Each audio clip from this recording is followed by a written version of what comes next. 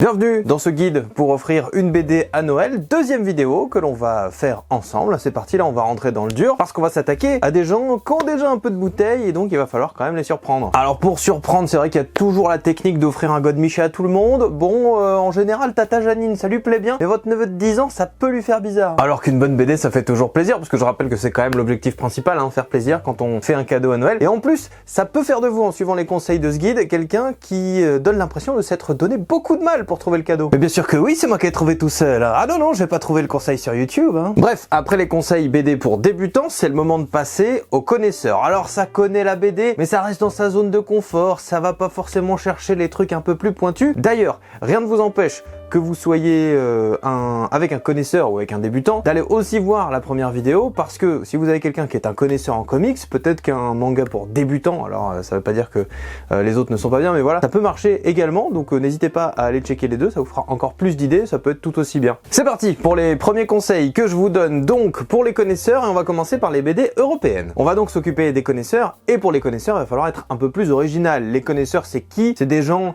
qui ont, je sais pas, tous les Astérix, tous les Lucky Luke, tous les Torgal, voilà, en BD européenne, ils ont déjà pas mal de choses. Nous, on veut les surprendre. Et pour commencer, leurs habitudes, on va carrément les dynamiter avec Mutafukaz. Mutafukaz, qui est le premier et le plus connu des titres du dessinateur Run. Alors c'est vrai que Mutafukaz, vous le verrez souvent rangé, ou en tout cas mis dans la case des comics. Bon, moi je me suis dit, c'est fait par un Français, c'est édité en France, on va mettre ça dans les BD européennes. De toute façon, c'est bien, donc on s'en fout vraiment de la classification. Mutafukaz, c'est l'histoire de Vince et Angelino, deux potes qui habitent à Dark Mid City, et suite à un accident de scooter, c'est vrai qu'on n'y pense pas souvent, mais les grandes épopées, ça commence toujours par des trucs un peu bidons. Regardez, Frodon, s'il avait pas été pickpocket, il y aurait jamais eu le Seigneur des Anneaux. Et donc, suite à cet accident de scooter, Angelino va développer des capacités un peu spéciales, il va commencer à avoir des visions, même des hallucinations. À la suite de ça, ça va déclencher un sacrément gros bordel, puisque pas mal de monde va vouloir leur faire sauter la tête. Une chose à retenir, Mutafukaz, ça envoie sévère. Graphiquement, déjà, vous n'avez jamais vu ça, c'est ultra original. Y a qu'à voir la tête des deux persos principaux pour vous en rendre compte. Mais ce qui est d'autant plus balèze avec ce parti pris graphique pourtant si poussé, c'est que ça reste tout le temps homogène, il n'y a aucun problème. Et pourtant, je peux vous dire que le dessinateur Run, à chaque nouveau personnage qu'il introduit, le niveau de what the fuck, il est encore plus haut et les scores ils augmentent. À chaque fois, ça marche, et ça,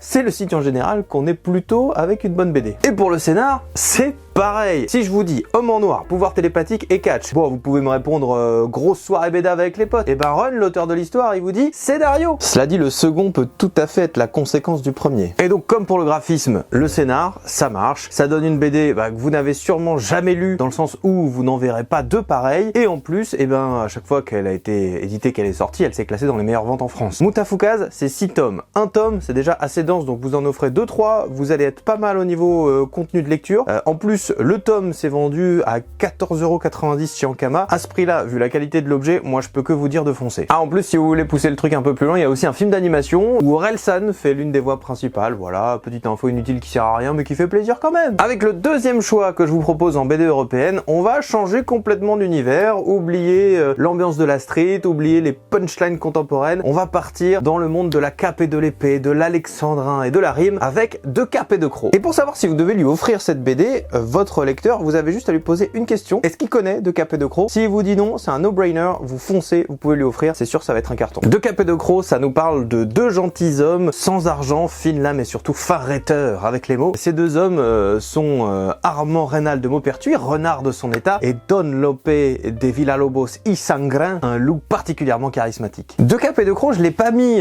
dans le niveau débutant malgré son aura cultissime, parce que une BD finalement assez subtile, avec beaucoup de références à la littérature, au théâtre, et je me suis dit que pour quelqu'un qui n'y connaît pas grand chose, en tout cas qui est plus habitué aux standards par exemple de l'heroic fantasy, ça peut un peu dérouter. Ouais, moi j'aime bien que s'il y a un orc, des gros nichons et une épée. Enfin, pas sur le même personnage, si c'est réparti sur plusieurs. Là, c'est sûr qu'avec De Cap et de Croc, il va être sacrément désarçonné. Imaginez une histoire qui arrive à mixer une histoire de cap et d'épée, style Les Trois Mousquetaires, des références à Molière et aux fables de Jean de La Fontaine, avec aussi un petit côté Jules Verne, sans être prout-prout. tout en étant méga efficace et intéressante. Et ben voilà, vous avez de Cap et de Croc. En plus, la BD a encore plein d'autres qualités plus originales, par exemple des dialogues ultra ciselés. Il y a notamment un concept de rythme, de rime, qui n'a rien à envier à des battles de rap de haut niveau. Imaginez également que l'histoire sait se renouveler avec notamment un passage, comme je vous l'ai dit, de Cap et d'épée tout en lorgnant vers le fantastique et la science-fiction pour se renouveler. Je vous parle même pas du charisme des personnages qui est juste affolant. Et puis graphiquement, c'est une tuerie, hein, c'est juste un truc de ouf, le niveau est incroyable. Donc si vous avez envie de surprendre quelqu'un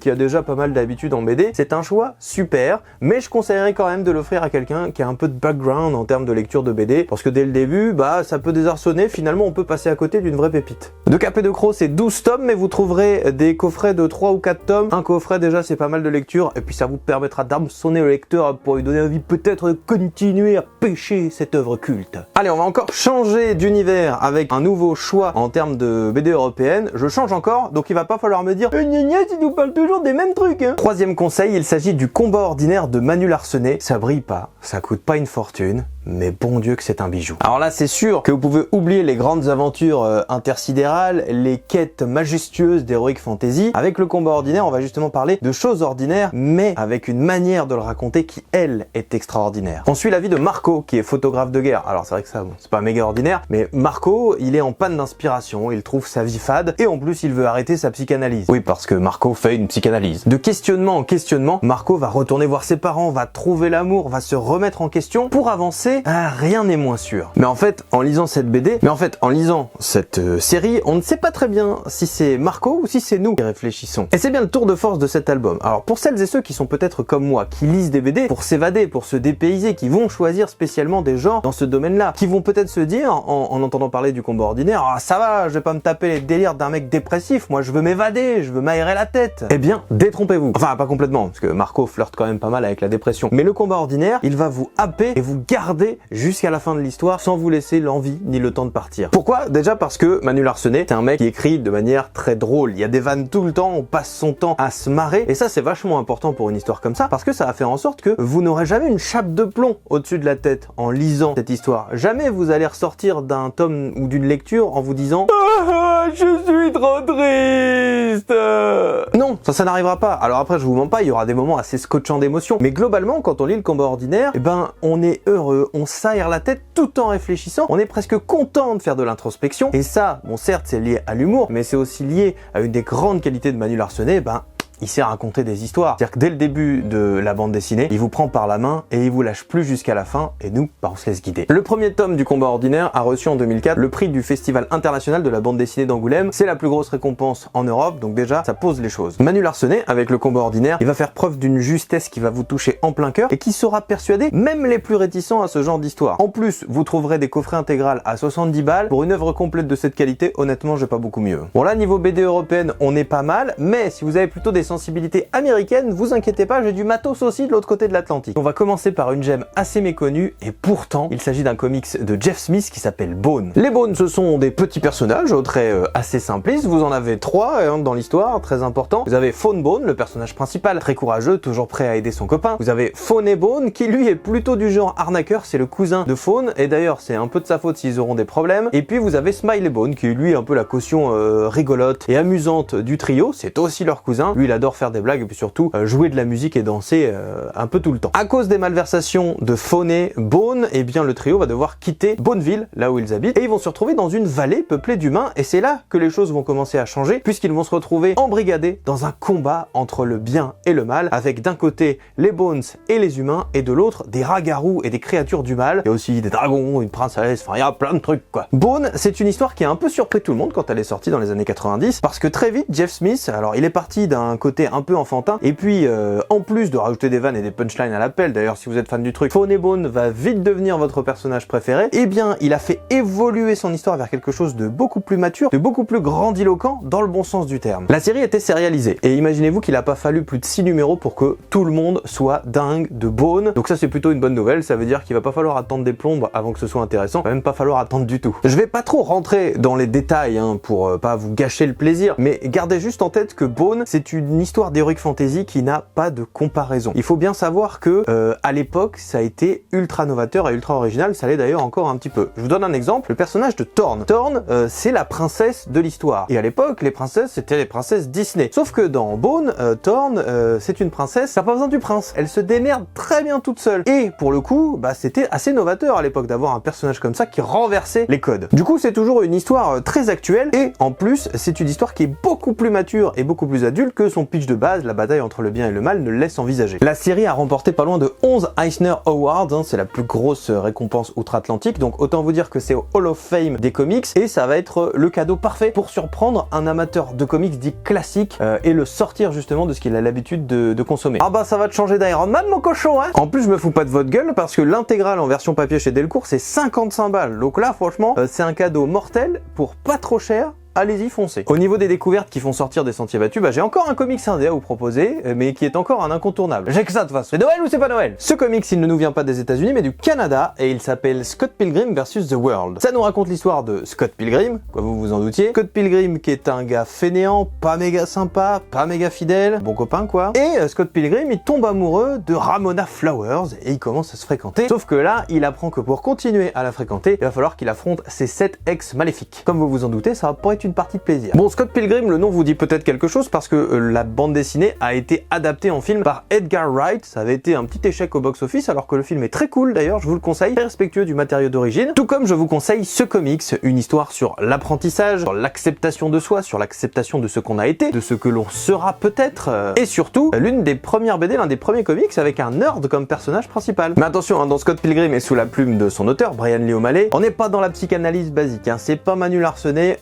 bien au contraire. Scott Pilgrim, il vit dans un monde qui est à deux doigts d'être un jeu vidéo, donc tous ces questionnements, ça devient des questionnements vidéoludiques. Donc graphiquement c'est charmé, rythmiquement c'est charmé, et donc, bah, je vous le répète, c'est un incontournable. Et quand il est sorti, bah pareil, Scott Pilgrim, il a amené tout un tas de récompenses. Il faut dire qu'à l'époque, la BD, encore une fois, elle a vraiment dynamité les codes et elle a amené un truc tout nouveau, avec un style très inspiré du manga et des jeux vidéo, donc on n'avait jamais vu, avec un personnage principal qui est un nul nerd. Alors vous allez me dire, un personnage nul, on avait déjà vu ça. Oui, mais justement, un personnage nul et nerd, c'était encore plus ou encore moins, comme vous voulez, étonnant, et c'était l'une des premières fois où on avait ce genre de perso et donc on pouvait s'y identifier. Et puis le côté vidéoludique qui est vachement exploité par Brian Lee O'Malley, et ben ça amène des ressorts scénaristiques assez nouveaux qu'on n'avait pas vu avant. Tout ça pour vous dire que comme pour Bone, et bien lire Scott Pilgrim vs. The World, et ben ça va amener une espèce de fraîcheur dans la lecture de la personne à qui vous l'offrez, un peu comme ressentir la brise matinale souffler sur son entrejambe à la sortie de la douche une matinée de printemps. Ah bah je suis pas payé pour faire de la poésie moi. Je suis pas payé d'ailleurs. En plus, l'intégrale de Scott Pilgrim, vous pouvez l'avoir pour moins de 30 balles. Elle est pas belle la vie? Ah bah si, elle est belle mon frère. Enfin pas pour Scott Pilgrim, hein. Oh, lui il en chie. Et on termine ces conseils comics avec un comics qui a été beaucoup mis en valeur ces dernières années parce qu'il a été adapté en série télé. Ce comics c'est The Boys. Pour vous faire comprendre un peu à quoi correspond The Boys, je vais utiliser une métaphore. Imaginez que le genre super-héroïque est une personne et que vous prenez cette personne et vous lui faites se faire la télécouille non-stop pendant une semaine. Bah là vous aurez The Boys. Déconstruire la figure du super-héros, non je vais pas le faire au marteau, amène-moi la dynamite. The Boys est un comics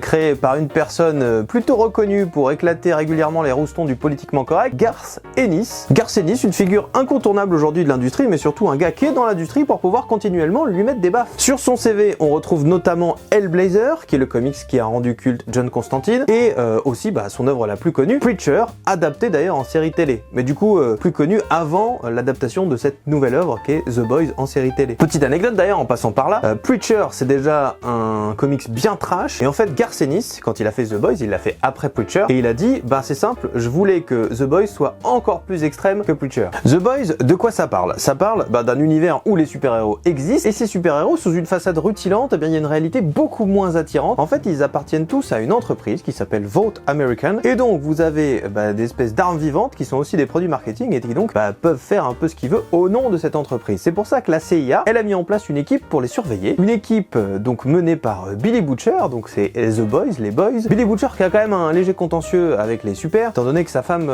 s'est fait violer et a été tuée par un super. Et Billy Butcher, il va recruter Huggy qui est le personnage principal que l'on va suivre, et il va le recruter après que sa petite amie ait été tuée accidentellement lors d'une intervention des super. Et c'est comme ça qu'on va pouvoir découvrir cet univers et surtout tous les côtés cachés jusqu'à présent. Alors je vous préviens quand même, c'est pas pas une BD pour enfants, clairement, et si vous l'offrez à quelqu'un qui est un raid dingue des super-héros, qui idolâtre la figure du super-héros, clairement, il peut littéralement avoir mal au cul rien qu'en lisant cette BD, tellement elle déconstruit la figure du super-héros. On y retrouve le questionnement du pouvoir, de la vengeance, de la manipulation, c'est des thèmes assez chers à Garth Ennis, et très honnêtement, je pense que cette BD, ça peut être une vraie étape dans la vie de lecteur d'un lecteur de comics, parce que une fois que vous l'avez lu, vous ne pourrez plus regarder les super-héros de la même manière. En plus, ce qui est bien, c'est que même si la personne à qui vous voulez l'offrir a vu la série, les deux, la série et le comics, ne suivent pas la même direction. Il y a beaucoup de différences, notamment parce que dans la série, les personnages des Boys n'ont pas de pouvoir alors qu'ils en ont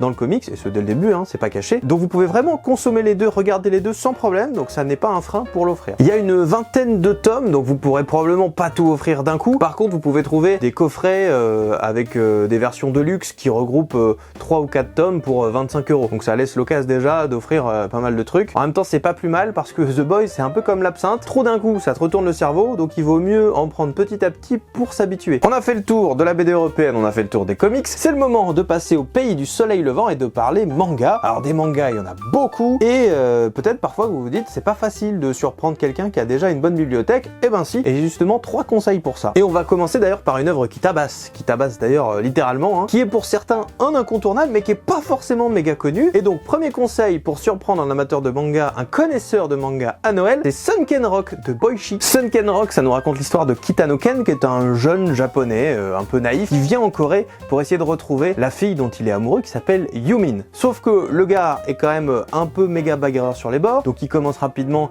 à rentrer dans des bastons en Corée et il se fait repérer par un gang de Gundal qui sont les yakuza locaux. Il se fait tellement repérer qu'il rentre dans le gang, il en devient même le boss, et dans Sunken Rock, eh bien on va le suivre et les suivre tout au long des péripéties et des choses qu'ils vont affronter dans leur vie d'organisation criminelle. Première chose à savoir sur Sunken Rock, c'est que c'est une BD qui va vous faire évoluer, puisque la narration et le style de narration changent énormément. C'est-à-dire qu'au début de l'histoire, vous allez être face à un scénario vachement tourné autour de l'humour, autour de la baston, assez classique, et très vite, on va on va se décaler vers un univers beaucoup plus adulte, avec des histoires qui vont nous parler d'immigration, d'exclusion, bien sûr tout ce qu'il y a autour de l'honneur, de l'acceptation de soi, des thèmes qui ont marqué Boichi et qu'il a voulu partager dans cette histoire. Et donc faudra suivre, parce que vous n'aurez pas le choix, mais vous allez voir, ça se fait tout seul. L'autre point qu'il est très important de souligner avec Sunken Rock, c'est le niveau de dessin. De l'avis de beaucoup, Boichi, c'est l'un, voire même le meilleur dessinateur actuel dans les mangas. Il a un niveau de ouf, vous regardez chaque page, c'est incroyable. Après, certains aiment ou aiment pas la technique, mais on ne peut pas lui enlever ses capacités de dessinateur. Et en plus, du coup, ça donne des personnages ultra charismatiques, puisque ça découle quand même pas mal du dessin. En plus, lire cette histoire, ça va vous permettre de découvrir un auteur qui mérite d'être un peu plus connu. D'ailleurs, il a continué de faire d'autres histoires après Sunken Rock. Par exemple, actuellement, c'est lui qui est derrière Dr. Stone, un shonen scientifique post-apocalyptique, Camulox. Et c'est aussi le mec qui dessine l'histoire d'Ace, le frère de Luffy dans One Piece. Et je suis désolé, mais quand t'as été choisi par Eiichiro Oda pour dessiner l'histoire d'un de ses personnages,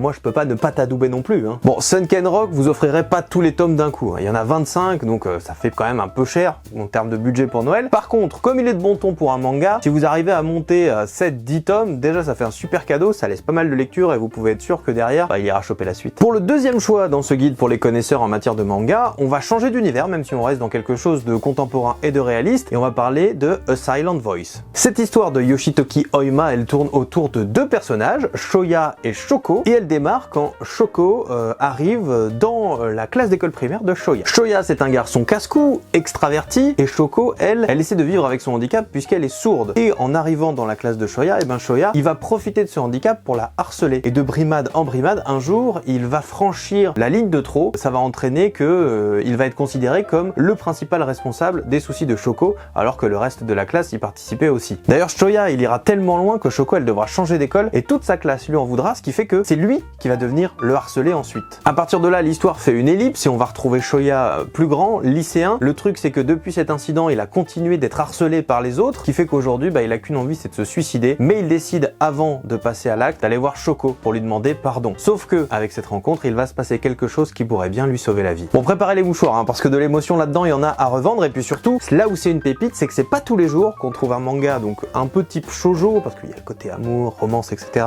qui parle aussi bien et de handicap et de harcèlement. Et de manière hyper juste, hein, faut-il le préciser. D'ailleurs, c'est pas pour rien si l'œuvre est étudiée, que ce soit en France ou au Japon, dans les classes, pour justement pouvoir parler de ces sujets. C'est une œuvre, bon, si vous l'offrez, ça marchera à coup sûr. Ça marchera d'autant plus si y a une résonance avec le lecteur ou la lectrice. D'ailleurs, ça peut peut-être aussi être l'occasion, pourquoi pas, de briser la glace pour amener ce sujet. Enfin, en tout cas, allez-y, c'est une vraie tuerie. Rajoutons que A Silent Voice, depuis que c'est sorti, croule sous les récompenses. Ça a même été adapté en film animé. Donc autant vous dire que vous prenez pas trop de risques pour offrir ça. Ça fera un super cadeau de Noël, d'autant plus que ça n'a fait que 7 tomes. Donc vous allez pas vous ruiner non plus et vous passerez pour un connaisseur. Est-il possible de parler de manga sans parler de Naoki Urasawa? Alors théoriquement oui, hein, c'est tout à fait possible, mais avec moi non. Voilà. Donc ce troisième choix, c'est encore une œuvre de Naoki Urasawa. Alors c'est pas la plus connue, c'est pas la plus longue, mais c'est une petite pépite qui ravira à mon avis le connaisseur que vous avez autour de vous de manga et qui va le surprendre. Cette œuvre, c'est Pluto. Pluto, c'est une œuvre un peu particulière hein, pour Naoki Urasawa parce que ce n'est pas une œuvre originale. Pluto, c'est une relecture d'une histoire d'Osamu Tezuka, en l'occurrence d'un personnage que vous avez sûrement déjà croisé qui s'appelle Astro Boy. C'est une relecture d'une histoire bien particulière qui s'appelle Le robot le plus fort du monde. Et là où Naoki Urasawa il est très fort, c'est que dans Pluto, eh bien, il n'a pas choisi de faire d'Astro Boy son personnage principal. Non, il est présent, mais c'est pas autour de lui que ça tourne. Le personnage principal, c'est Gezicht, un robot inspecteur policier. Et en fait, l'intrigue tourne autour des 7 robots les plus forts du monde, parce que l'un d'entre eux, Mont Blanc, qui est devenu garde forestier, a été retrouvé démembré avec des cornes plantées dans lui, et le suspect principal serait un autre robot dénommé Pluto. Quand je vous parle de Pluto, je parle pas du chien de Mickey, hein. Pluto c'est pour Pluton, hein, le dieu romain des enfers. Alors dans Pluto, on retrouve tout ce qui fait la force de Naoki Urasawa, c'est-à-dire le côté polar déjà pour commencer. Hein. On suit une enquête, il adore ça, c'est là où il est le plus à l'aise, et franchement c'est cool parce que dès le début, on est pris par les recherches de l'inspecteur Gezicht, et on a envie de savoir où ça va aller. Mais l'autre grande force de Pluto, c'est aussi une habitude de Naoki Urasawa, c'est que forcément, il va caler là-dedans d'autres thèmes, il y a plus de profondeur que juste son enquête policière, avec des questionnements sur l'identité, sur le pouvoir, sur la vengeance également. Et puis pour ceux qui sont un peu fans de Asimov, de tout ce qui tourne autour de l'intelligence artificielle, des robots, il y a aussi plein de questionnements là-dedans. D'ailleurs, je pense qu'il s'en est un petit peu inspiré, puisqu'on retrouve des références plutôt subtiles à tout cet univers. Enfin, et ça c'est un dernier argument peut-être plus personnel, mais je pense que cette histoire, elle est assez cool pour une autre raison, c'est-à-dire que c'est une porte d'entrée vers le travail d'un monsieur qui est quand même incontournable, mais je pense que pour l'instant les jeunes générations ne connaissent pas encore, c'est Osamu Tezuka. Bah oui, c'est grâce à lui qu'on a le manga, c'est lui qui est à l'origine de tout ce qu'on lit, mais et je le comprends d'ailleurs, hein, son style il a un peu vieilli, on n'a pas forcément envie quand on démarre le manga d'aller lire ça fait un peu vieillot, et pourtant, eh bien une fois qu'on est dedans, c'est absolument génial. Donc en offrant Pluto, vous offrez un manga moderne, mais qui va peut-être donner envie au lecteur d'aller découvrir le reste de l'œuvre d'Osamu Tezuka, et ça c'est pas perdu, hein, je vous rassure, c'est même bien au contraire une très bonne idée. Dernier point fort pour cette histoire, bah oui, mais il y en a plein, c'est qu'elle ne dure que 8 tomes, donc une nouvelle fois vous allez pouvoir offrir une pépite sans vous ruiner. Bah je pense à vous et je pense à votre portefeuille. Voilà, c'était les conseils pour surprendre un connaisseur à Noël en lui offrant une BD qu'il ne connaît pas. Alors j'espère que vous avez trouvé des idées dans ce que je vous ai proposé, que pourquoi pas vous avez aussi trouvé des envies de lecture, hein, que ça vous aura peut-être persuadé à aller découvrir ces histoires qui sont juste incroyables. N'hésitez pas en commentaire si vous avez d'autres propositions, d'autres idées aussi, à les partager, comme ça tout le monde pourra en profiter, à me dire aussi ce que vous en avez pensé. Si vous pouvez, si vous avez envie de laisser un pouce bleu, de vous abonner, ça me ferait mais incroyablement plaisir. C'est pas grand chose, hein, mais quand on fait des vidéos comme ça, c'est un truc, juste un abonnement, moi ça me fait ma semaine, vous voyez. Donc n'hésitez surtout pas. Vous pouvez, si vous le souhaitez aussi, venir me suivre sur Twitter. Voilà, je fais des trucs régulièrement. Alors je suis aussi beaucoup sur Twitch. Si vous avez envie de venir, là, on pourra même discuter en direct le lundi après-midi et le mardi après-midi, ainsi que le jeudi soir. Voilà, ce sont mes créneaux. Donc n'hésitez pas. Je vous mets les liens dans la description. Et puis, écoutez, la troisième vidéo arrive aussi. Troisième vidéo cette fois où on va parler aux experts en matière de BD européenne, de comics et de manga. J'espère que je vous ferai des propositions qui vous permettront de les surprendre. N'hésitez pas à venir me le dire aussi après Noël. Voilà, si vous les avez offerts, que ça a marché, qu'on puisse se féliciter tous ensemble. Donc je vous souhaite, écoutez, de trouver tout ce dont vous avez besoin, et puis quoi qu'il arrive, bonne lecture.